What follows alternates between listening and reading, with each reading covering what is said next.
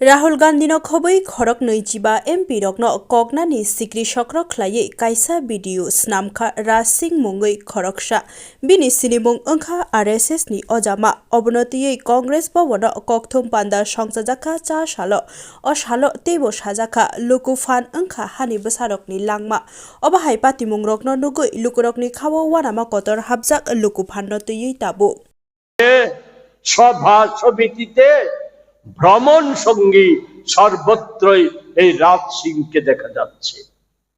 তাই এটা করণী সেনা বা রাজ সিংহের মস্তিষ্ক প্রসূত না।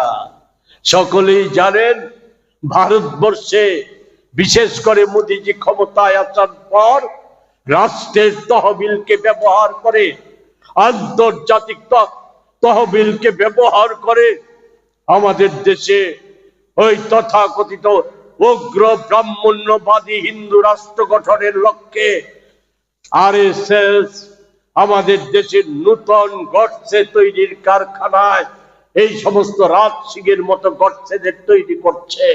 আর এরা আজকে পরিকল্পনা করছে আমাদের রাহুলজিকে হত্যার মধ্য দিয়ে, ওই গান্ধী পরিবারকে ধ্বংস করার মধ্য দিয়ে কংগ্রেসকে নির্মূল করা, কংগ্রেসকে ভারত থেকে মুছে দেওয়ার এরই অংশ হচ্ছে মহাত্মা গান্ধীকে হত্যার পর ওনার স্বপ্ন, ওনার নামাঙ্কিত প্রকল্প মুছে দেওয়া।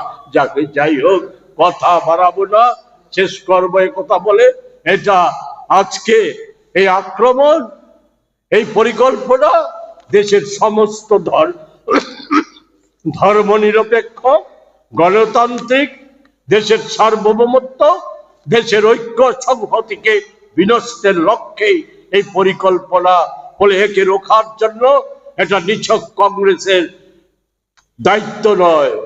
কংগ্রেস বলিদান দিয়েছে, দুজন প্রধানমন্ত্রী সহ এই সবই জানেন আপনার বলিদানের ইতিহাস। হয়তো যে কোনো মুহূর্তে রাহুলজির প্রাণ কেড়ে নেবে। মাতা এখন গুরুতর অসুস্থ সোনিয়াজির প্রাণ কেড়ে নেবে, বোন প্রিয়াঙ্কাকে ধ্বংস করে দেবে, এসবই হতে পারে। কিন্তু এটা ঠিক যে ভারতবর্ষের অধিকাংশ মানুষ আজও ধর্ম নিরপেক্ষ আর গণতন্ত্রে বিশ্বাসী। গণতন্ত্র হচ্ছে মানুষের ওই শ্বাস বায়ুর মতো, একে ধ্বংস করা যায় না।